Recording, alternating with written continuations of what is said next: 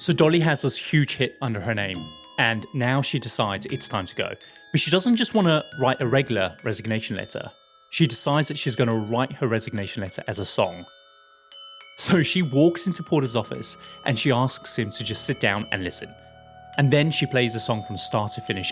Porter just stays quiet the entire time. And by the end, a single tear is rolling down his face. He's gotten the message loud and clear.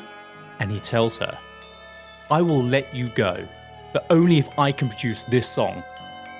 And that song was "I Will Always Love You."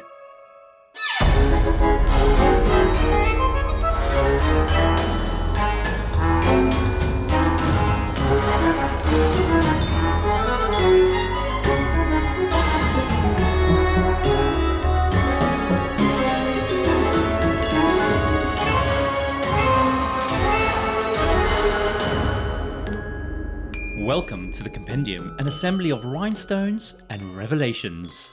I'm your host Kyle Reese, and you're listening to the Compendium, an assembly of fascinating and intriguing things. We're a weekly variety podcast where I ordinarily tell Adam Cox all about a topic that I think he'll find both fascinating and intriguing. This week, Adam is taking a well-deserved break, and filling in for him, we have the insatiable, the gorgeous, Lizzie! Yay! Hello. So, Lizzie, what's your name? Where do you come from? Do you get that reference?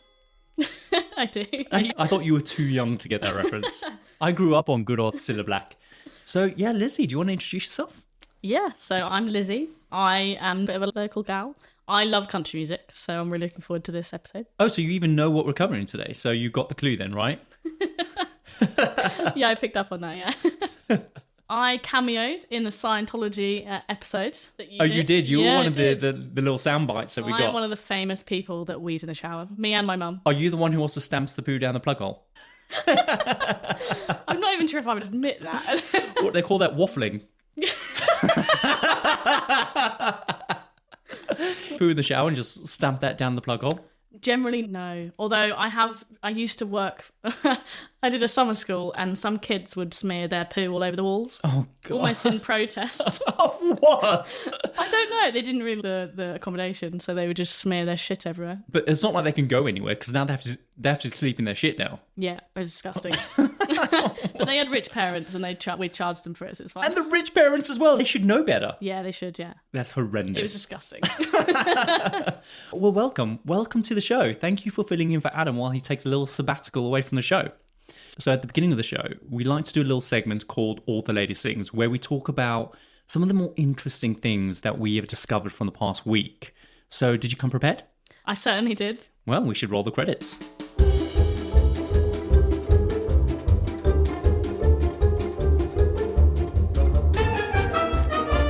So Lizzie, what have you got for us this week? It's a bit of a weird one, but I think it's quite fitting because I don't know if your listeners know, but you've got a giant cat. Mm-hmm. Good old Keith. He's downstairs at the moment. He's a bit overwhelmed by the new faces in the room. But yeah, we have a giant cat called Keith. He's beautiful. He is and gorgeous. I thought that I wanted to find a fitting story. And it just so happens that a few weeks ago, there was a weird news story, obviously in America. And it was an emotional support alligator. I don't know if you've seen this in the news. Do you know of it? Literally, Adam came with this story. No. Just last episode. But let's see your take on it. I just thought it was really cool because I wanted to find something fitting, and you've got a giant cat. So I thought, what other weird and wonderful creatures do people keep? And they took this alligator to a baseball game. Yeah. And they weren't allowed in, obviously, because it's an alligator. I mean, that's fucking crazy. But I watched this video of this guy, and he keeps reptiles and stuff, and they've got 3 alligators, but Wally Gator is his name. That's his name, Wally. Gator. Yeah, Wally, yeah. He's like a cuddly gator, which is not a thing in my world. But they essentially pay to hug him, and they donate to this guy. I've got his name. Joey Henney is his name. I've never heard of him. Nicest guy. Like, you look, and he basically had depression a few years ago, and Wally got him through it. And I thought it was such a heartwarming story. Aww. But that led me to think of all the other weird and wonderful animals, because emotional support animals obviously are a real thing, but a lot of the time it's dogs. Yeah. Especially in the UK, we don't really have weird and wonderful creatures like around, apart from, giant Maine Coons. But yeah, he's got nearly 33,000 followers on Instagram, and I just thought that's incredible for an animal. But the implications of having a alligator as an emotional support animal, that's pretty dangerous. Like, what if he attacks someone? I know he hasn't attacked anyone, has he, this one? And apparently he eats... Isn't Mariah, he only eats dead things? He doesn't actually eat anything live. Yeah, exactly. I just think that's really weird because he's a But still, carnivorous it takes animal. one, though. It only takes one for him to just snap. He might just go, you look tasty. Kids pet him. Like they take him to cafes and diners and kids pet him, and he's not got anything around his mouth. He just doesn't bite. Yeah, I don't trust it. No. I'm sorry. It's not for me. They take him everywhere. The baseball game was in Pittsburgh, I think, or it was in Philadelphia against Pittsburgh. And they were supposed to meet the team. He was supposed to be an emotional support animal for the team, bit of morale, and wasn't allowed in, obviously. So just stood outside hugging people as they went in. Amazing. Yeah, but that led me to think of what other weird and wonderful animals, and it won't surprise you that all of them are in America, so you probably haven't heard of any of these, but we've got Cuddle Quack, which is obviously a duck. A duck, yeah. It helped its owner with anxiety. Then you got Pitter Pepper, the pig. Pepper the pig. Yeah, it's a bit of a tongue twister. Appropriate. Helped its owner with a medical condition to get through it. So you're sensing a theme here. You got Alpine, Al for short, a cockatoo.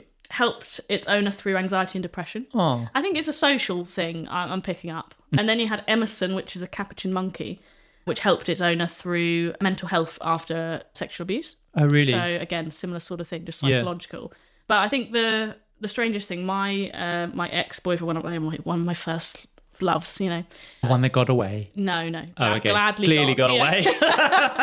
Absolutely bolted out the door, thank fuck. But his mum used to own a reptile shop, and they occasionally had other weird and wonderful creatures. And she used to have a capuchin? Sure. Monkey. And it was little, almost like a squirrel sized, and it just used to run around the house, and that was the best part about our Tiny relationship. shits everywhere. Yeah. And then the last one is Big Daddy. What do you think that is? Oh, God. A gorilla. No, it's a miniature horse. Helped its owner with PTSD and anxiety because animals don't judge you. That is so true. They don't judge you. Keith doesn't judge me. I mean, he hasn't approached me yet. No, he hasn't. He's secretly judging you. But it's crazy that because a lot of them use these emotional support animals for connection, right? Yeah. And it's a reflection of the world that we live in where people are so starved with this human connection that they can't get it from other humans, that they find them in animals. And thank God we have them, I guess. Yeah. I think it was just a nice story and also quite fitting for you. But a question I had, I guess, for your listeners maybe, or for you, is whether they know any weird and wonderful creatures. Because I don't personally, especially in the UK. Everyone's got a dog or a cat. Some people have birds, but most people just are bog standard. I don't know anyone with a weird and wonderful creature in the UK, because all these are in the USA. Yeah, that's true. So if you know of any, write in. Or write in. Let us know. Yeah. Let us know. I'll pass messages on. Thank you very much for that. Yeah. So my latest things for this week is all around this concept of girl math. Yeah. And you're the first girl that we've had on the show. And really, I wanted to get your point of view on girl math. Of course, yeah. Because I speak for the whole population. Yeah. You speak for the whole population. You have a vagine. Yeah. And therefore that makes you qualified. Okay. Because very often we shy away from female talk because we're not qualified. We don't have the goods. So this woman was on TikTok and she was like, okay, so basically, if she goes and buys a Starbucks, which is £4.90, anything under $5 or £5 feels like it's basically free and therefore she hasn't really spent any money. It's funny because I had Starbucks for breakfast. How much was the Starbucks? Oh, I don't want to say. I had a breakfast burrito thing and it came to £11 with a hot chocolate. Babe, for breakfast? Really? Yeah. That's almost a meal. Like Yeah. it's a dinner meal. Yeah. No, that's too much. Too much. Right. So the next one, she returned something at Zara for $50 or £50. She bought something else that was £100. Therefore, it only cost her £50. Yeah. Go math. Yeah. What? It's basically 50% off. No, but you spent 100 quid before. You spent 100 quid No, total. because that £50 had already left your account. Yeah. So it's already gone in your mind. That's Right. a real thing. That's what she was saying, basically. No, I didn't get it. Right. So she also says, even though you buy tickets months in advance, you show up at the concert and basically the concert's free because you bought them so far in advance. Yeah. So it's like, is this a free concert? Yeah. Go math. But again, it's the same premise. That money left your account so long ago, it doesn't register now. Because you paid for it, say, in April and you went in July. Right. I mean, I get it. I get the logic, but it's probably not the best way to live your life. But it's gone. It's past. Yeah. You can't regret anything it's already had. Let's just spin this around. You pay for a prostitute in advance, and then months later you have sex with a prostitute. So basically, you haven't paid for a prostitute. Yeah, she's free. She's a free prostitute. Yeah. Okay, so she would apparently never spend £500 on Amazon, but she would happily spend £100 5 times. Girl math. Yeah. Yeah. I get that one. Yeah, it's a bigger amount, right? So you feel the guilt. Yeah. Yeah. Okay, no, I get that one. So she almost got a pedicure, but she didn't. Now she has £50 extra to spend. Yeah. Girl math. You're saving money, you know? One bad decision leads to another. No. So, Okay, so when you're on your period, yeah. technically calories don't count. Girl math. Yeah, because it's just the dragon. And you can't control that. Oh, she's a different entity within you. Yeah, you have no control over that. Like if I've popped into Tesco on my way home, that's not my fault. It's the dragon. Okay, so see, girl math, interesting. But just to spin this around, let's try some gay math. So I found this guy on TikTok and he just blew my mind. If it takes a regular person 15 minutes to get there, a gay man will make the same journey in 7.5 minutes. Gay math. Okay. Because we're very efficient, right? We know where we're going, we know what to do, we walk very fast, we're very mincy. Planned it ahead. Gay math. Yeah. So if you have 4 siblings in your family, one of them is gay. Okay. If you have 3 siblings in your family, one of them is gay. If you have twins in your family, one of them is gay. Okay. Okay. If you're an only child, the dad is gay. That's just science. So he also says that if someone looks at you 1 time or 2 times, they're not interested in you. Yeah. If they look at you a 3rd time, that is the love of your life. You're falling in love. Book the venue. Okay. Okay. That's intense, but okay. That is intense. But if they look at you a 4th time or more, yeah, you go back to be not interested. Really? Yeah, because Why would they look at you a 4th time? because they're too keen now. Because they regret their decision. No, you're not interested anymore. Not them. You because they're too keen they're now, too right? keen, Yeah, okay. they look at you the 4th time. You're like, I've got the ick now. Yeah. You don't resonate with that? I get the ick over a lot of things, so yeah, I get it. After 4 looks? Depends how many drinks I've had. Okay, fair enough. And then, this one's a good one. If I call you a bitch or a slut, we're best friends. Okay, that's good to know. Gay math. Reassuring. Yeah, I call you that all the time. Yeah. If I call you honey or sweetie, we're mortal enemies. I hate you. That's just gay math. Yeah, I understand that. I appreciate that. Although I've been called sweetie a few times. Not by you. But I think it's more condescending when people, especially gay men, call you sweetie. Yeah. You know, oh, sweetie, what's this? When you came in today, I was like, you dressed like a farmer. I was like, sweetie, what is this? It's fucking cold. So. And that was all the latest things. So, Lizzie, are you ready for this week's topic of the week? I'm very excited, yeah. In today's episode of The Compendium, I'm going to be telling you about the life of a truly remarkable human being.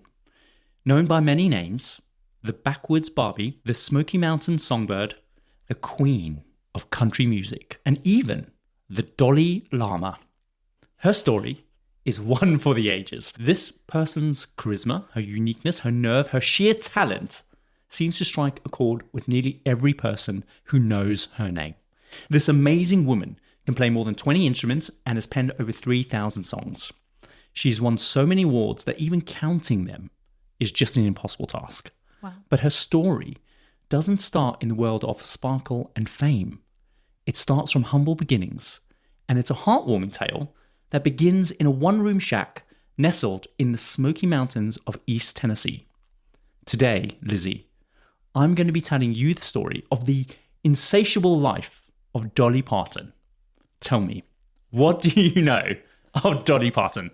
I listen to country music a lot. Because you're a huge fan of the country music, and I'm surprised how eclectic your music taste is. Yeah, so my main country playlist is 27 hours long now. Jeez. And I have that. That's the Babe, only... it's too much country. That's why you dress like a farmer today. It's all different types of country, though. So you have moderns, contemporary, say like indigo, which is a style of country. Then you've got the older style. But Dolly kind of comes in a mixture of that. And obviously she's still putting out music. She's still Yes, performing. she is. Yeah, I mean, she's definitely grown over the years. She's transcended through the ages. Yeah, well, I was talking about her breasts, but... They're good too. Yeah. But I think she puts out some really heartwarming. But then I think country music is all heartwarming because it's all from the heart. It's always a story, isn't it? Exactly, and I think that's why I resonate with it so much. I do love her music. Sure. Islands in the Stream is probably one of my pet peeve songs because it's so overplayed. Working 9 to 5 though, every day. You know, the interesting thing about Islands in the Stream is that she didn't write it. No? Neither did Kenny Rogers, no. Really? It's a Bee Gees song. Is it? Yeah. You're going to find out a lot about Miss Dolly Parton today. Okay. So should we get on with it? Yes, please. Okay, so Dolly Parton was born Dolly Rebecca Parton on January of 1946. This is the same year of Freddie Mercury, Sylvester Stallone, and the magnificent Liza Minnelli. So she was the fourth child to Robert Lee Parton Sr. and Avie Lee Caroline. Now, at the time of her birth, her mother was just 19 years old and her father was just 21. Now, her parents both married when they were 15 and 17 years old, after which they immediately started just popping out babies literally every single year. Okay. Dolly's family was dirt poor. And when I say dirt poor, I mean like as poor as it can get, right? They lived in a small one-room shack on a remote farm in the Smoky Mountains of East Tennessee, in a small town that even today has only got like 500 people living in it. So it's really tiny. So to give you a sense of just how poor they were, when Dolly was born, her family couldn't afford to pay the doctors. So instead, they gave the doctor a bag of cornmeal because that's literally all they had to spare. That's crazy. And what's cute is that Dolly even jokes about this today, saying that her birth was paid for with a bag of flour, and ever since, she's been rolling in the dough. How good is that? Yeah, I love that. So as time passed, her parents eventually had 14 children, and they were all living in this one single room shack. And many people just assumed that Dolly's parents were Catholics because they had so many kids. Yeah. But according to Dolly, that wasn't the case. Her parents were just really horny hillbillies. Dolly said that once she had found a diaphragm in her mother's drawer and she couldn't work out why it was there because she clearly wasn't bloody using it.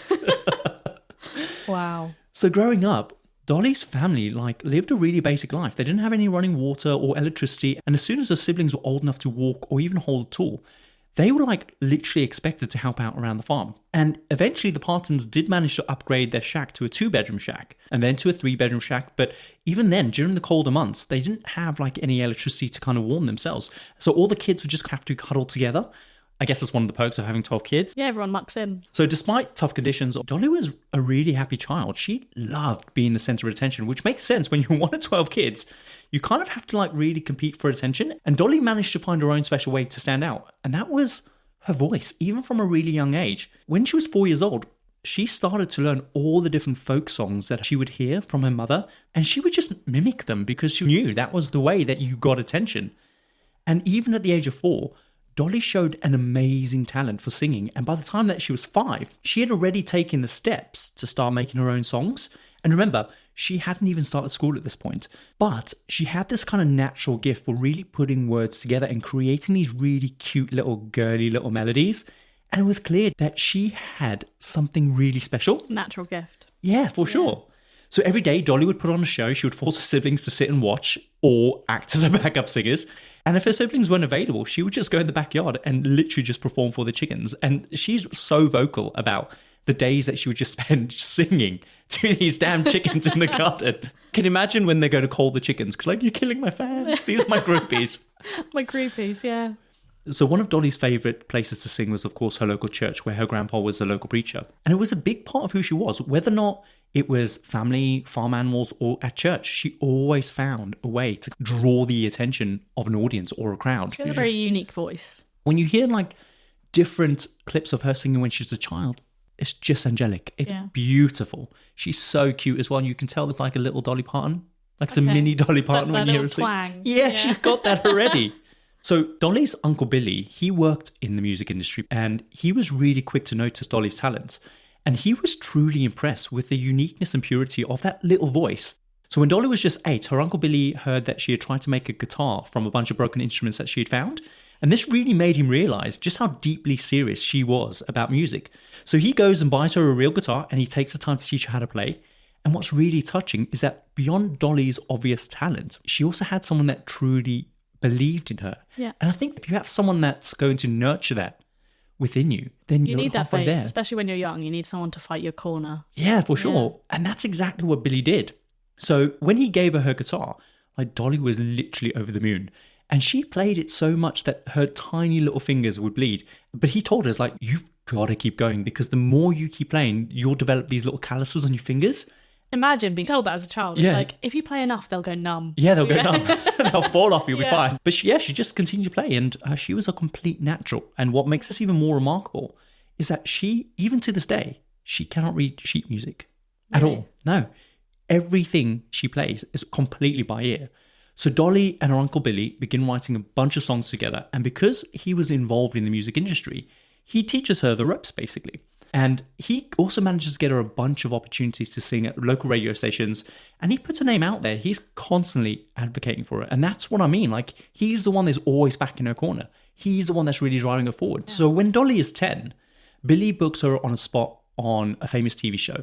But the ironic thing is that Dolly's family don't even own a TV, so they wouldn't even get to even see her perform for the first time. Yeah, It's really sad. But she is a huge hit. And part of the appeal, of course, was obviously her age, but mostly it was that really unique and captivating little voice that grabbed people's attention. Yeah. And Dolly had this magnetic stage presence too. And it's no surprise that she just kept getting booked on various gigs all around the country. And by the time that she was 12, she was often making more money in a week than her father was. And that effectively made her the breadwinner of the family. Crazy. Can you imagine? I mean, it happens, but you don't think about it, do you? No. Yeah. I wonder how her dad felt about it. I mean, it sounds like she had a very supportive family anyway. They're probably relieved that one of their children is And successful. finally made 12 kids. finally. Finally someone's It paying. paid off, yeah. Around the time she was 13, her Uncle Billy introduces her to Johnny Cash, who was already, of course, a huge deal at the time. Do you know much about Johnny? I love Johnny. Do you? Yeah. Well, gets introduced to her, and he helps her kind of land a spot on a show called The Grand Ole Opry. Have you heard of that? I haven't. No. So this was like kind of a weekly country music radio show based in Nashville. Okay. And at the time, it was literally one of the biggest country music TV shows in America. So being on the show was a massive deal for Dolly, not just because it was obviously significant to her career opportunities, but because it was her family's favorite show. It's the one show that they listen to every single week on the radio. So for Dolly, this was literally like a dream come true. And Dolly's performance was just a massive smashing success. And the crowd was so taken with her performance that they demanded 3 encores. But because she'd only prepared the one song on that night, she just came out and played that same song again, Over again. and then again. Which I just think is so sweet. Aww. But just a few days later, Dolly Parton was back at school, but she was facing a completely different challenge because Dolly was severely bullied. So badly that kids would lock her in cupboards, they would taunt her, and they would often physically hit her, which is just so sad. Like, you don't hit Dolly Parton. But why, though? Was she a She was- weird one? I don't know. Do you think she was really annoying? I don't know. I don't know what vibe she gives when she's younger, but some people... Are you justifying bullying? No, I'm not justifying it. There's like a standard process, right? Something about them for Yeah. you to pick on. Yeah. Are you a moving target, basically? So for Dolly, school's really difficult, so much so that she did contemplate leaving several times. But thankfully, the contacts that she had made in the music industry, they all convinced her, you need to stick at it because having an education was going to be the one thing that's going to help you navigate the complexities of the industry without being taken advantage of. And so she just sticks at it. And fast forward to graduation of 1964, the teacher's going around the class asking everyone to stand up and talk about what their plans are after graduation. And Dolly announces that she's going to Nashville to become a star, and literally everyone laughs at her, which is so nutso because remember, she's already had loads of years experience and success on TV. But I feel like that's standard at school. It's like, yeah, whatever. Yeah, but she's already famous. I know, but it's like fleeting, you know? High school, like the best days of your life, they say. It's absolutely not true, by the way. But that's what they say. So when she's like, I'm going to be a big star, for the rest of my life, it's like, whatever. No one thinks that when you're in your 80s, you're going to be a star. Yeah, I guess so. It's not going to last forever. But, I mean, the people in the community just believe that people like us don't make it big beyond the small town. Exactly. So they just can't don't have believe big it. dreams. They don't come true. But Dolly, of course, isn't phased. The next morning, she literally hops on a bus to Nashville, carrying all of her belongings in literally paper bags. So for Dolly, life in Nashville wasn't easy at all. The only place that she could afford was like a cheap trailer. And to make ends meet, she would literally go shoplifting in the local supermarket. Okay. And when she wasn't shoplifting, she would scavenge leftovers from hotel service trays that were left outside the rooms and occasionally find work babysitting. At the time, like Nashville was the go-to place, especially if you wanted to make it big in country music, as obviously you know, that's where everyone goes, right? So it was super competitive. They say like at that time, nearly 1,000 people were moving to Nashville every single week. And only a handful of them would make it. The majority of them would leave like after the first year, which is guttering. Her chances aren't great. She would have to be really amazing. And obviously she is amazing because she made it big. Yeah, but that's why everyone laughed at her. Well, exactly. Yeah. So her Uncle Billy would come and visit her from time to time and offer some help. But for the most part, she was literally on her own, literally pounding the pavement to try and sell her songs. At first, she didn't make any money, partly because she was still like largely unknown, but also because she was a woman in a male-dominated industry. Like at the time, only a select few women were big in country music. And if you were big, you were typically in a duo with another man. Yeah. Do you know what I mean? Yeah, I do, yeah. That's just shit. I am familiar. Oh, babe, I'm sorry. But obviously she just kept going, and in 1965 she does sign a contract with Monument Records, but the record label thought there should be better in a bubblegum pop rock genre. And this is all kind of just based on her look and obviously her voice. They just didn't think that there was an appetite for someone that looked like Dolly in country music. So Dolly does kind of give pop music a try, but it's only because that's what was on the table. But her pop singles don't even make a dent in the chart. But ironically, the country songs that she's writing for other artists, they end up doing really well. Yeah. So the label decided, all right, fine, we've made a mistake. We'll give you a go at country music. So in 1966, Dolly records and releases her first album, and it's called Hello, I'm Dolly. Aww. Are you familiar with it? I'm not, no. Not the actual album. No. No. So most of the songs were written by Dolly and Billy, and the first single from that album was called Dumb Blonde. And this conveyed a very clear message, like, don't judge me based on my looks. And do you know what? It charted really well, and it was the first time that Dolly's name was getting up there in the charts. And this marks kind of that first steps to her rise to fame. So by the time all of this happened, Dolly had already met the man that she was going to marry. In fact, she had already married him, but had been keeping it all a secret. Did you know this? No, I didn't. Why a secret? Well, for sex appeal. So basically, on the first day that Dolly arrived in Nashville, the first day, she was waiting outside a laundromat. A laundromat? A laundromat. A laundromat? A laundrette. Yes. So she was waiting outside a laundrette when a guy called Carl Dean just drives past, and he just yells something at her. Something like along the lines of like, hey, you're going to get sunburned, like showing that much skin. And for Dolly, like just being her sweet self, she just politely smiles and she waves at him out of habit because like she's used, even at this age, used to people just catcalling her based on her looks because she already had nice big voluptuous breasts, right? And also she's just like, well, that's just what country folk do. So Carl Dean parks his truck, he walks back to the laundrette and basically starts laying on the moves. Now Dolly does try to brush him off, but he follows her inside and he starts helping her kind of fold all her laundry. And then eventually he walks her home. Once he knows where she lives, which is creepy as fuck, he starts visiting her every single day. So after a few weeks, he finally asks her out to what Dolly thinks is a proper date. So she's all excited. She thinks they're going to a nice fancy restaurant. Instead, Carl Dean takes her home. He doesn't introduce her to anyone. And he just announces, Mama, fix this little gal a plate. She's the one I'm going to marry. That's sweet. That is sweet. Yeah. But in that moment, Dolly just gasps because at that point, they haven't even kissed, let alone discuss being boyfriend and girlfriend. Oh, this guy's a bit too forward. Yeah. But it's sweet. It's very intimidating. Like some would, nowadays you'd definitely get the ick. Would you get the ick? Yeah. Because it's whoa, slow down. I'm not sure. There's something really endearing about it. I'm a hopeless romantic. But you just said I gave you the ick. Yeah, but... yeah. Well, that's not the words of a hopeless romantic, babe. Yeah, but there's a line, isn't there? Right, and you think this is the line? Yeah, at least kiss me first. I mean, fucking hell. Eventually, when the time comes for him to propose, there's no ring, there's zero romance, and his words were along the lines of, you live too far away, we should get married so we can move in together. And obviously, Dolly is completely shocked, again, because they haven't even talked about future plans together at all, let alone marriage. And in fact, they hadn't even said, I love you at this point, and he's proposing. But she accepts and they start making plans for a wedding. And when she tells potential producers, they argue that she's more marketable as a single woman.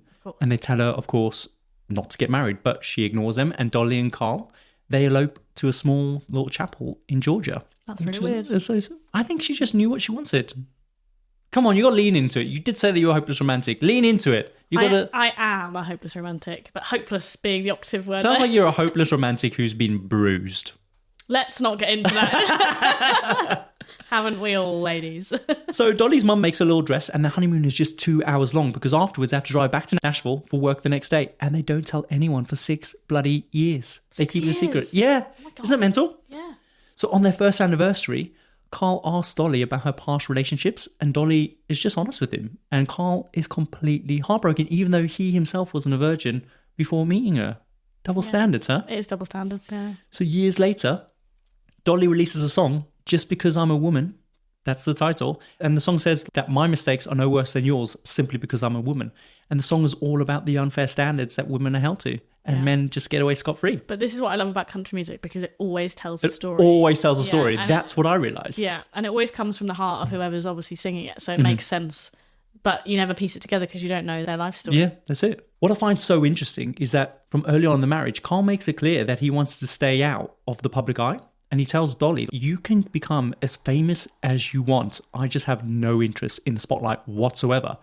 So Carl would avoid all parties, all events. And for Dolly, this arrangement works really well. And they agree to keep their private life private while Dolly could go out and do whatever she wants in public. And it's obvious that this is a secret to their successful marriage because they are still married today. Yeah, just the time apart. That makes so much sense though, because if you spend enough time away from your partner, I think you'll be forever together forever. Yeah, you got to kind of say, okay, an average marriage lasts 10 years, right? Okay. Every time that we're together, that's the clock ticking. But every moment that we're apart, that doesn't count as part of it. So let's just spend as much time apart. And then we can have a lovely 10-year marriage that spans 8 years. That makes so much sense. It does make sense, babe. So Dolly does describe her marriage as open, but not in a sexual way. She says that we're both each other's primary partner, but we're both free to kind of flirt with other people. She says that he's not jealous, I'm not jealous. He knows I flirt, I know that he flirts. But I would kill him if I thought that he was doing anything more and he would shoot me too. But yeah, so they kind of allude to the fact that they have an open marriage, I guess. I completely understand that. I do. I think it's very normal for you as a human being to have interactions with other people, but as long as it doesn't extend beyond anything. I mean, I wouldn't be surprised if she does have sex with these other guys as well, because she's very open about how strong her appetite for sex is. And if she's away for 8 months of the year... Exactly. And she's from that stock. I know what you mean. But if she's away for 8 months of the year, come on. Yeah. What are you doing? You just like putting ice down there in your loins, like cooling it down? No, we're not all obsessed with sex. Let's just go, Dolly Parton's obsessed with sex. Trust me. Okay. Trust me. So in 1967, Dolly's career soars to a whole new height. And she's offered the role as girl singer on the Porter Wagoner Show, which at the time is the highest rating TV show in the USA. Now, Porter Wagoner was a massive name in country music at that time. Like, he quite literally has millions of fans. So initially, Dolly was brought in to replace the previous girl singer called Norma Jean, who was like incredibly popular on the show. So this sudden change didn't sit well with fans, partly because they were used to kind of Norma, but mostly it's because the women were like completely polar opposites of each other. Norma Jean was kind of this brunette type with a slim figure and kind of a fairly low voice. But Dolly was, of course, blonde. She was a bit thicker and juicier. And she had a kind of a higher pitch voice. What you're describing there is best friends. What do you mean? Like a blonde and a brunette, total opposites. But yeah, because you're not competing on each other's turf, right? Yeah, because you're totally different. Yeah, I guess so. But it didn't obviously sit well with them. So for the audience, this was really jarring. They had been expecting something a bit more familiar. So as a result, the audience were really harsh and even booing her during her performances, which I think is really horrible. It's really sad. So Dolly was super crushed at the time, understandably, because she really hoped that this gig would be the thing that kind of takes it to that next level. So it seemed like she might lose her job, but Porter stepped in. So he starts kind of doing these duets with her on the show. And just like magic, it worked really well. The audience got used to her voice and they started to really enjoy the solo performances in her own right. And over the years, she and Porter released a string of successful duet albums. Porter even produced Dolly's own solo albums. But their relationship was also a super intense roller coaster filled with ups and downs. And even when they worked really well together, they just disagreed a lot on stupid things. And this was really tiring for Dolly. So she made a promise to herself. She'd stay with the Porter Show for a maximum of 5 years, and then she would use this experience to launch her own solo career. So fast forward to 1971. It was obvious that Dolly was the star of the Porter Wagoner Show. And a big moment for her was when she released a song called Coat of Many Colours. Okay. Have you heard of it? I think I have, yeah. This is essentially a thank you note to her mother. So the song tells a story of a coat that Dolly's mother had made for her out of rags. And Dolly was so proud to wear it to school, but the other kids kind of just tease her for it. And so the song is a tribute to Dolly's mother and the love and the care that she put into making this coat. It's very sweet, yeah. So it's so heartfelt. Yeah. And the thing is, it really resonated with the audience as well, because to the audience, the themes of kind of shame and poverty was what really resonated with them the most. And the song was that one hit that catapulted Dolly to kind of the next level. And Porter was really pissed. He was really resentful of the fact that she was starting to kind of manifest herself into kind of this real big star. Yeah. So he just starts being really mean to her, and not just behind the scenes, but also on live TV as well. It's horrible. Like in the middle of a song that they're singing together, he would tell Dolly to stop playing the guitar. I've got this. I can handle it. Didn't he get like shamed for that? No, he didn't. Horrible. And you can see it in her face. Like she just steps back and she's all like a little mousy and she like retreats, and it's horrible. Yeah. There's compilations on YouTube that you can watch of all this happening. It's just horrible. Poor Dolly. Yeah, obviously you feel sorry for her. Yeah. No one deserves that. No, especially not Dolly. Like, how many people do you know that hate Dolly? Name one person that has a bad word to say about Dolly. I don't, but then I don't know many people who listen to country music. The only people I know are those bullies that bullied her. Yeah, their claim to fame. I used to Probably. bully Dolly Parton. God. So Dolly just knew that she had to leave. But as she pulled away, like Porter could sense it, and things just got even more intense between them. And in his mind, he believed that he had made her into the star that she is. So effectively, like, she belonged to him. Yeah. He just couldn't stand the fact that she is becoming more popular than him. But he also didn't want her to leave at all. So it took her another 3 years before she managed to break free. So she had to endure all that bullshit. That's such a long time. It's horrible. Yeah. So in late 1973, Dolly releases a song called Jolene. We all know. You're like, this is the best song, one of her most iconic songs. Of course. So this was the first time she had charted on the overall Billboard charts and outside of country music. Did you know this? No, I didn't know. This is kind of like her breakthrough. Doesn't surprise me, but yeah. Yeah. It's been endless covers of it as well, like really good covers. Amazing. Yeah. Brilliant song. So the story behind Dolly Parton's song Jolene is just incredible. So Dolly notices that Carl Dean was visiting the bank more than usual. So curious, she decides that she's going to go with him to the bank one day. And she notices that Carl starts chatting up the cashier. So she's got this kind of stunning auburn hair, like really beautiful skin. She's got this gorgeous little voice. And Dolly thinks to herself, I see what's happening here.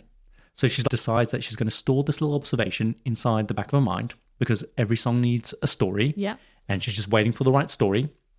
Then fast forward a couple of years later, Dolly is on tour when this little cute little 10-year-old girl approaches her for an autograph.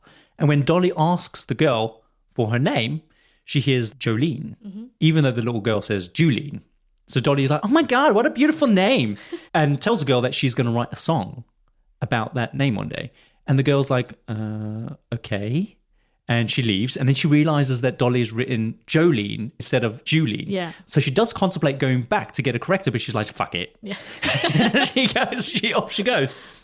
So meanwhile, Dolly is frantically trying to make sure that she doesn't forget the name in her head. So she's repeating it over and over and like adding this little melody to it, because that kind of helps reinforce the memory. So she starts singing Jolene, Jolene, Jolene, Jolene. And just like that, the song Jolene is born. Wow. Sounds so simple when you put it like that. So yeah, that was it. That's incredible. I love that song. I really do. It's for the ages. When I was like young, if there was ever karaoke, it would always be that song. And I'm like, that's the gayest song that a man could sing, I guess. Is it? I think so. I don't know. Maybe. So Dolly has this huge hit under her name, and now is the time. So she needs to leave the Porter Wagner show. But she doesn't want to just write a regular resignation letter. Oh no, this is Dolly Parton we're talking about, right? So she decides to write her resignation letter in a song. Okay. So she walks into Porter's office and she asks him to just sit down and listen. And then she plays the song on a guitar from start to finish. And Porter just stays quiet the whole time. But by the end, like a single tear is rolling down his face, and he's gotten the message loud and clear. And he tells her, I'll let you go, but only if I can produce this song. And that song was I Will Always Love You. Oh, that's sad and happy at the That same is time. sad. It's like closure. But my whole life I always thought I Will Always Love You was a song between two lovers, but it's actually a resignation letter to your damn boss. And the lyrics are like, if I should stay, I would only be in your way, so I'll go. And when you read through the lyrics, it makes complete sense. It's just... I think I can safely say that I will never sing that to my boss. Like, fuck you very much. But yeah, she decided to sing what would become one of Whitney Houston's biggest songs ever. Yeah, I just think it's one incredible story. I love the backstories. So the wild thing is that Jolene and I Will Always Love You, those songs were literally written on the same day, or at least consecutively. Because when you look through Dolly's old notebooks, on one page you see Jolene, and the next page is I Will Always Love You. Yeah. She just had a really good couple of days. Yeah. And she always says that. When you like listen to interviews that she has, she always says, I've written like 3,000 songs and maybe 5 of them are good. Yeah, But it's like when you take a selfie, isn't it? And you'd have to take like 100 and one is good. Yeah. In your opinion. Yeah, I guess so. It's a good way of putting it. That's a Gen Z insight. Yeah. It's a Dolly Parton's Am I method. Gen Z? I think so. Well, you're 25. 26. 26, you're on the cusp. You're Oh, God. you're a Gen Z elder. or a millennial youth. I don't like being a millennial. Okay, so we'll slot you a Gen Z elder. I'm a 90s baby. Gather round, children. Let me tell you the story of the landline. I remember dial-up. Dial-up. Yeah, flip-up phones. Babe, I think you might be millennial. No. Yeah, no, babe, millennial. If you remember dial-up, you're millennial. Yeah, sorry. Okay. Millennial youth. Okay. So it's the millennial elders that are saying, gather round, children. Let me tell you the story about the landline. You're like, I already know it. I'm beyond my years. Okay. Oh, fine. I'll accept that. So Dolly makes a decision to let Porter produce a song, hoping that it will kind of obviously help her escape the strained relationship. So the song becomes like a massive hit, and even Elvis Presley falls in love with the song, so much so that he sings this song to Priscilla Presley on the day of their divorce. I know. Oh, wow. And he loves it so much that he asks Dolly if she will let him cover the song, and Dolly is like, hell yes, like one of the biggest stars in the world. Yes, I'll let you sing it. But when it comes down to terms, Elvis's manager demands half ownership rights to the song. And Dolly is just like, do you know what? I cannot bring myself to just let go of the song. And so this refusal turns out to be one of the smartest moves that she ever makes in her life. Because later, Whitney Houston herself will cover the song and it will literally make her so much bloody money. Like annual royalties in the millions. It's just mental. Yeah, it's crazy. So after breaking ties with Portner, he is still producing some of her music. And after a few more disagreements, he tries to sue her for $3 million, saying that she stole that money from him when she decided to go solo. Right. What a bastard. Yeah, I knew that was going to happen. Of course you knew that was going to happen. So he also starts bad-mouthing her, which like really starts to affect her reputation. So Dolly responds by agreeing to just give him $1 million just to make him go away. And even that almost ruins her.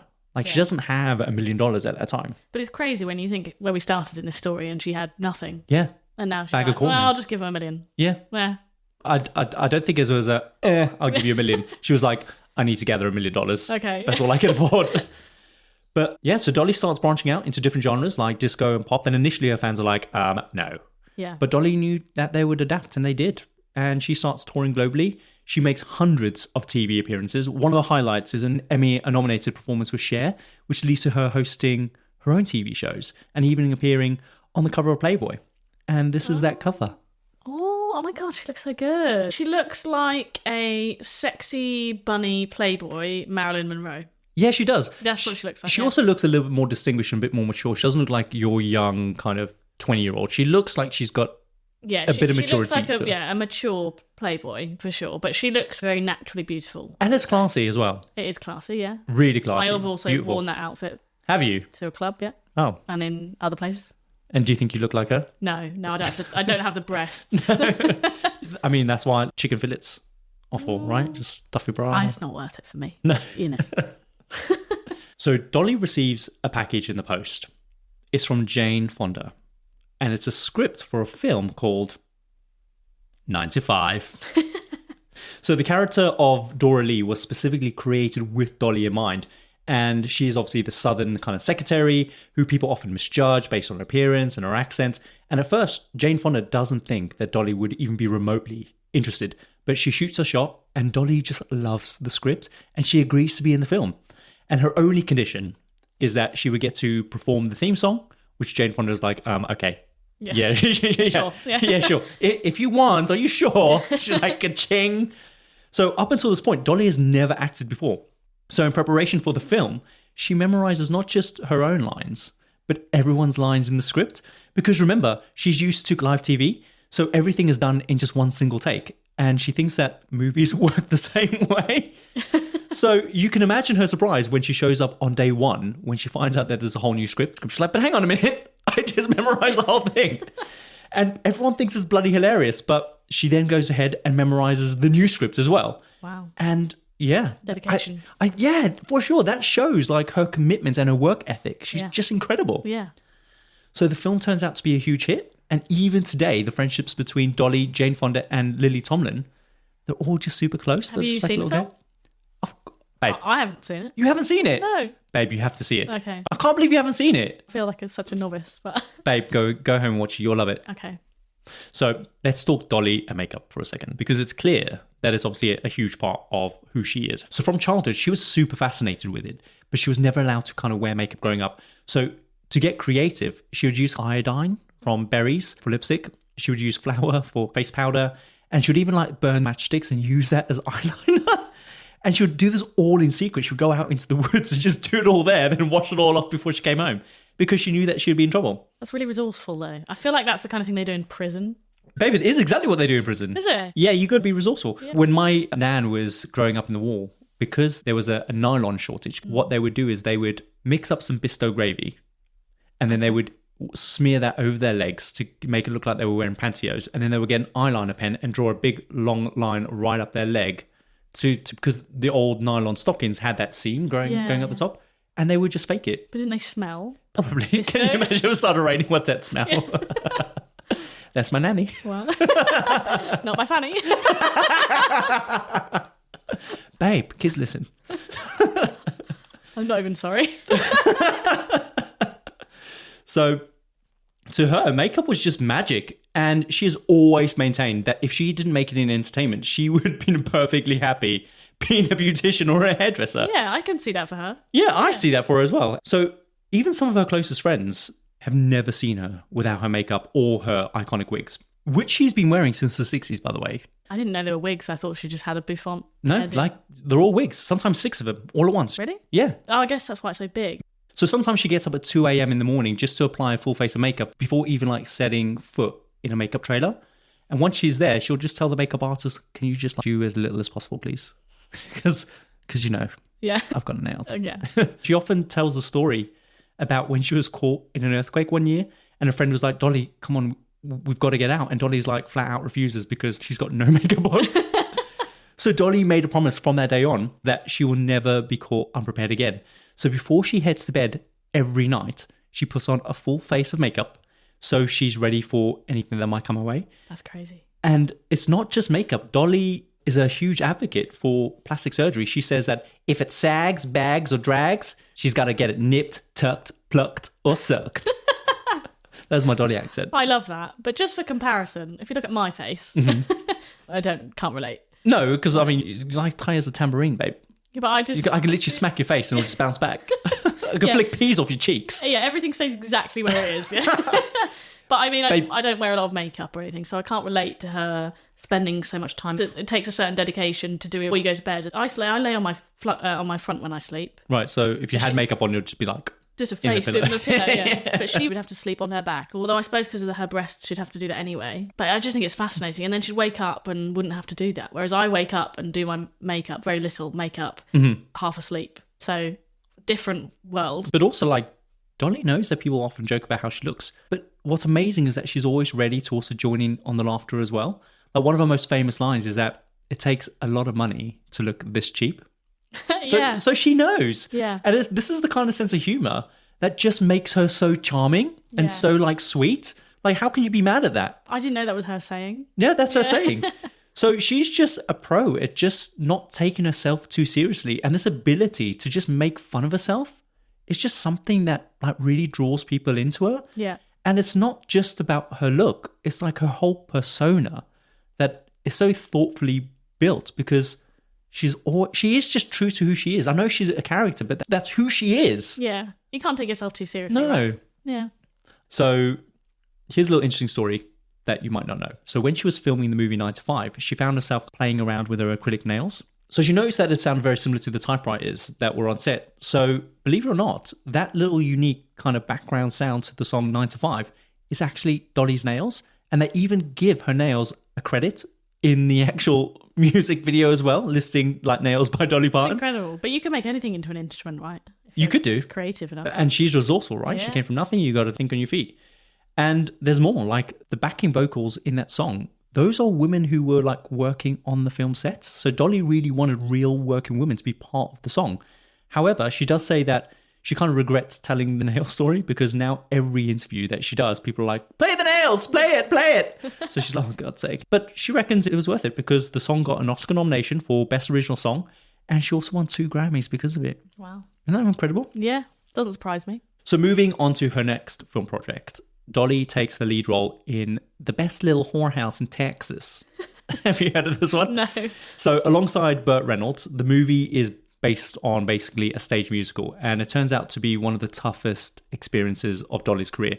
She openly admits that working with Burt Reynolds was just a complete nightmare. Okay. Primarily because like he had the biggest ego in the world. And there were also rumors circulating that they were having an affair. And when she was questioned about it, Dolly was like, we are way too much alike to be having an affair. Like she says, we're like brother and sister. We both wear wigs. We both wear makeup, high heels, and tiny little girdles to hide our pot bellies. And Burt Reynolds, he's absolutely furious because he really wanted the public to believe that they were having an affair. Like he was angling for that. He wanted people to know. For popularity. For popularity, for street cred, because she's a huge star at the time, right? Yeah. So the film seemed plagued with issues from the start, and as people were constantly getting fired, scenes needed to be reshot, and the director told her she was a really bad actress. And in response, she was like, I never said I was a great actor. I just need you to be a good director and tell me what to do. Which I was like, that was just the best response ever. Comeback, yeah. So once filming wrapped up, she said that she probably would never act in another movie again. So in her late 30s, Dolly found herself sinking into a severe depression, which she describes as a midlife crisis. And it was basically because she was pushing herself to the brink. Like she was working to the point of physical and mental exhaustion. And adding to the burden, she was also neglecting her health particularly. Did you know that she had endometriosis? No, I didn't, but it's very common. Basically, this eventually led to her needing a hysterectomy. Yeah. Pushing her into early menopause. So having biological children was no longer an option for her. Yeah, because I was going to ask you, has she got any children? No, she never had any kids of her own. She thought that she had time, and then boom, before you know it, she doesn't have the option. She's also been really open about how she came really close to ending her life. Yeah. Can you imagine a world where there's no Dolly Parton? No, I can't. Horrible. No. She brings a lot of joy to my life. She does. Recognizing a need for change, Dolly makes the conscious decision to refocus her life, prioritizing projects that will only promise to give her genuine happiness. And notably, she scores huge success with Islands in the Stream. And it's a song that she performs with, obviously, Kenny Rogers. Interestingly, though, as I said earlier on, she didn't write it. Yeah, It's a Bee Gees song. Didn't know that. I can't imagine the Bee Gees singing it, though. Yeah, because their whole persona is really high-pitched. Yeah, that's it. And it's really fast and upbeat. Yeah. So she does return back to filming, starring in a movie called Rhinestones with Sylvester Stallone, which is a massive flop. Okay. And in the movie, she's a country music star, played by obviously Dolly, and she must turn this obnoxious New York cabbie, which is a perfect role for Sylvester Stallone. I imagine him as a cabbie.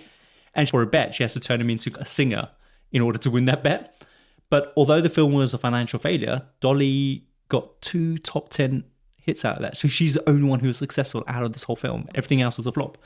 And then again, the tabloids start suggesting that she and Stallone were doing it. Was he really famous at the time? Oh, yeah. Okay. Yeah, he was really famous. But yeah, they weren't doing it. But the papers wanted her to be doing it. So the thing about the tabloids is that they were obsessed with her. And for a time, she was the third most photographed person on the planet next to Madonna and the Pope. Wow. One of the biggest rumors at the time was that she was a lesbian with her best friend, Judy. They've just been best friends since they were kids. They go on holiday together and they've always been snapped together. And so the papers claimed that they were in love and that Carl Dean was just a beard and that maybe he didn't even exist at all because he's never photographed with them at all. Yeah, but you could say that about the Queen. Like, she had her lady in waiting who was there all the time. So maybe they were lesbians. Maybe. I guess the papers just were really obsessed with the people who were gay in the 90s, right? Yeah, because it was a big thing. Yeah. Still is. So in 1986, the year that Dolly turns 40, significant changes take place in her life. First off, she purchases a theme park in East Tennessee. Yeah. After some reservations and obviously expansions, she names it Dollywood. And one of the main reasons for doing this was that so she could kind of provide job opportunities for the local community, which hadn't seen any growth for years and years. And despite her accountants and lawyers and manager telling her, like, this is a seriously risky move, she just stands her ground, and yeah, the park becomes one of the most popular theme parks in the world. TripAdvisor's 2022 Traveler's Choice Best of the Best Awards named Dollywood as the #1 theme park in the United States and the 8th best theme park in the world. That's insane. That's mental. I also think it's beautiful because I didn't know that backstory. Nope. I just thought that it was more from a commercial point of view. Yeah. And actually it's for job opportunities and providing for the local community. She's genuinely caring. So imagine a place with roller coasters, water slides, bumper cars, but also with a museum dedicated to Dolly herself. So the museum includes like totally unique items like the dry cleaner receipt where she first wrote the lyrics of Coat of Many Colours, a huge collection obviously of her wigs, and of course the famous coat itself, the Coat of Many Colours. So the park also has an exact replica of the shack that she was born in. I think it's just incredible. Yeah. So in that same year, Dolly's record label makes the decision that they're going to part ways with her, and they just believe that she was past her prime. Okay. However, it doesn't set her back. Another label wastes no time in signing her, and that allows Dolly to really immerse herself in the music that she's always cherished. So she's finally just doing everything that she wants to do. That's so rare as well. It is so rare. Yeah. And remember, she's in her 40s now, so it's taken her all these years to finally just be like, I'm a big enough star to just do what the hell I want. Yeah. So Dolly also, as we've already discussed, embraces philanthropy. Within her career, particularly in East Tennessee, the Dollywood Foundation has a clear mission, and this was to improve education in the area because at the time, high school dropout rates were alarmingly high compared to the rest of the country. They were hovering around about 40%. Do we know why? I guess it's just because no one's pumping money into it. Yeah. People aren't telling kids that you can be somebody. Yeah, it's a shame. So in just a few years, though, the Dolly Foundation manages to drastically reduce that down to just 6%. So just a little bit of love and attention and care, you can do things. You can make an impact, and she does. Later, the foundation launches the I love this. The Imagination Library. Okay. So the concept behind this is beautifully simple. Send free books to children under the age of 5. Because Dolly understood that teaching kids to read before they start school is literally the best way to give a kid a significant advantage in life. Yeah. And the program isn't just limited to Tennessee. If you live in the US, if you live in Australia, the UK or Canada, parents can register and their kids will receive a free book every single month until they begin school. Wow. That's amazing. And the Imagination Library has really deep roots for Dolly because her father, despite being one of the most intelligent people that she ever knew, he couldn't read or he couldn't write. Yeah. And Dolly strongly believes that if he could, just imagine the incredible things that he would have achieved in his life. So she's just committed to offering strong educational foundations to as many kids as possible. In fact, there are kids all over the world that don't know her as a celebrity that she is, but as the book lady, because her face is so heavily associated with the Imagination Library. So there's like, oh, it's the book lady. So initially, Dolly believed that she wanted children of her own, but obviously circumstances changed and that path just wasn't available to her at all. However, as she looks back, she realizes that she already had a fulfilling family in a unique way. Because when she made it big, several of her younger siblings came to live with her and Carldine. Okay. And essentially, they ended up raising them. And now their children see her as a grandmother figure. And they call her Auntie Granny, which I think is so sweet. It is. So in a way, she did end up having a family, but just not in the manner that she initially envisioned. Yeah, life works out, doesn't it? Yeah. So in 1986, Dolly establishes a film and TV production company called Sand Dollar. They played a pivotal role in bringing us shows like Buffy the Vampire Slayer. Oh. Both the movie, obviously, and obviously the iconic TV show. Yeah. So it's safe to say that without Dolly, Buffy might not have kind of graced our screens. My sister loves Buffy. Buffy is incredible. Yeah, I do like it. Not my generation. It's because it's a square screen, right? You're watching, it's like, oh, why is the screen square? Like, why is it not rectangle? I like books and music. So. Don't make yourself out to be something kind of more intellectual. Oh, I'm sorry. I'm not wearing glasses. So. So Dolly remained incredibly prolific in her music career. She consistently released a new album almost every year for 2 decades. So here's a cheeky anecdote about I Will Always Love You. So the song that we talked about earlier on. Yeah. So as we know, it's from the movie Bodyguard. And obviously it was made famous by the late Miss Whitney Houston. So Dolly was driving home on the freeway. Okay. And Whitney Houston's voice came on the radio. And it surprised her so much because she had no idea that she pulled over just to listen. And you see, Dolly had given kind of Kevin Costner permission to use the song in the movie, but she had no idea that it would become the single for the movie soundtrack. So she had never heard Whitney's version until that moment on the side of the freeway. Isn't that amazing? That's Hearing incredible. someone else sing your song. And so beautifully as well. So what made this even more special was that this was the first time that anyone had ever covered that song, including the third verse, which Dolly herself had only ever performed. And this rendition by Whitney moved her so much that she just sat there and she sobbed, she cried. Aww. She was so amazed by what Whitney had done with what she thought was just such a simple song. Yeah. It's just incredible. And then, of course, royalty checks started rolling in, making her even more thankful to Whitney, because to this day, that song remains the 6th biggest selling single of all time. And it literally generates hundreds of millions of dollars. I don't really get how royalties work. I think it's obviously fascinating and it's just a percentage, I'm guessing, but how do they work it out? And how do you police that? Yeah, exactly. Happy Birthday, for example. I think that's owned by Warner Brothers, isn't it? And they get a percentage, but if I say, like, if you put Dolly on here and you say about copyright and stuff, I just don't know how it works. I have no idea. Fascinating. Maybe like stations have a quota and they have all the songs that we played, and then they calculate the royalties from that. I don't know. Yeah, because a lot of them play like chart songs over and over again, and they must. I don't know. Fascinating. Yeah. So in the same year, Miley Cyrus, who is Dolly Parton's goddaughter, did you know that? Yeah. She comes into the world. Both share a strong commitment to supporting the LGBT plus community, and Dolly has always embraced her gay fans and her trans fans. And remarkably, even her conservative fans don't challenge her on this stance. Having their beloved drag queen advocate for such inclusivity serves like just such a beautiful bridge to bringing people together. Yeah, like even when there's this big divide, exactly, because no one hates Dolly Parton. Yeah, everyone can jump on board Dolly Parton. Come on board, boys. We could, yeah. So around 2004, Dolly decides that it's the perfect time to remind everyone that she was still a powerhouse. So she embarks on one of the biggest tours of her career, which was a resounding success. And after the tour, she announces plans to transform her popular song 9 to 5 into a stage musical. Okay. So the musical made its debut on Broadway in 2008. And while it wasn't a massive hit, it's still going today and has earned like a Tony nomination, which is in itself just an incredible achievement. Is it on West End as well? I feel like I don't know. Yeah, I think so. I'm sure I've seen it on advertised in the underground. Yeah. We should go and see it. We should. I think it'd be good fun. And 9 to 5, learn all the other songs. Yeah, exactly. In 2016, Dolly celebrated her 50th wedding anniversary with Carl Dean, renewing their vows in a ceremony more grandiose than obviously the original wedding that she had. And in 2021, Dolly's Imagination Library dispatched its 150 millionth book, which is just an incredible achievement. Yeah. Done so well. Yeah. In 2020, her foundation made a donation of $1 million to support COVID-19. And as a result, in 2022, Jeff Bezos pledged a staggering $100 million to Dolly's foundation to spend in any way that she wants. In any way, no holes barred. Okay. Which I think is she's going to spend that pretty well, right? Yeah, I think it's she sounds like a good, honest person. Trust her to spend it rather than him. He might have had a clause in there saying no makeup, no wigs. Yeah. Gotta help the kids. Yeah.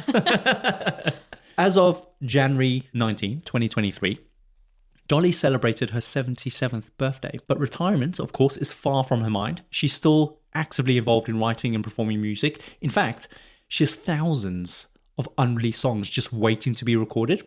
And while she knows she's unlikely to finish them in her lifetime, she's taken a unique approach because Dolly has recorded samples of her voice, singing every syllable, every note, every key, spanning various vocal tones. And this is going to allow future producers to piece together her vocals, creating new songs that we've just never heard before. Yeah, I think that's amazing. I think it's incredible. Yeah, didn't they do that with Michael Jackson as well? There was some recordings of his voice because they brought out a new album after his death. Oh, really? And it had new vocals on it. I think it's incredible, yeah. You're leaving behind legacy for your kids to be able to capitalise on. Yeah. I know she doesn't have kids, but she's got all of her nieces and nephews and stuff, and grandnieces and nephews. But it's also just being able to enjoy her art after she's gone. why not? Yeah. It's a shame that she won't be able to see some of those as well. That's the biggest tragedy there. Yeah, but there's always a spike in popularity when someone dies anyway. Yeah, and if you've got some albums in the pipeline, capitalise on that. Yeah, someone will. What's truly remarkable about Dolly is that her creative journey isn't just about boosting her own ego. Instead, it's about letting something greater than herself permeate the universe. And I think that this is a testament to her enduring impact on the world of music and storytelling. Yeah.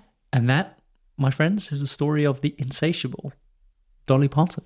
It's a beautiful story. I love her even more now. Don't you just? From a deeper perspective.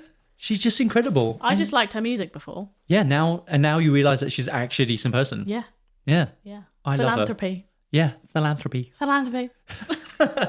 My favourite is the Imagination Library. What a legacy to leave behind, though. Yeah, I think it's a beautiful story. And again, it comes from the heart. I've said that so much, but it genuinely does. And I think she obviously has a big heart to go with the big chest. Actually, if you ever get the opportunity, there is a brilliant... She does the opening address for, I think, the graduating class of, I want to say like 2018, East Tennessee University, where she gives the opening speech to the people graduating that year. And she is just incredible. She comes out, she's all like full of fun and love and stuff. And she's telling the story about where she got her look from. Yeah. And she's like, I'm not someone who should be giving advice, because if you follow my advice, for some of you boys out there, it'd be a very bad move for some of you. Yeah. And she talks about where her look came from. And do you know where her look came from? I think I do. Go on, tell us. You tell us. So she, when she was a very young kid, she would see this woman walking around the town and she was like, she's so pretty, like she's so beautiful. And everyone was like, you stay away from her. She's like, she's bad news. Like she was called the town trollop. Yeah. And she was just like, I don't care. I want to look like that. And that's what she's based her look on. Yeah, because she was like, I've never seen anyone so beautiful. Yeah. Because she was dolled up, literally. Dolled up. And when you listen to this address, it's about 18 minutes long. If you're ever feeling down or sad, listen to it. It will just cheer you up because it's just so beautiful. She's just so genuine and so lovely. Yeah. But yeah. It doesn't take much to make me cry. I did tear up when I was watching it. Did you? Okay. Yeah, beautiful. On YouTube? It's on YouTube. I'll link it in the show notes. But yeah. So should we run the outro? Yeah. So we've come to the end of another episode of the Compendium, an assembly of fascinating and intriguing things. If you've enjoyed today's episode, please consider subscribing and leave us a little review. It really helps us out. And don't forget to set your episodes to download automatically so you never miss a thing. You can stay connected with us on Instagram, where you can find us at the Compendium Podcast.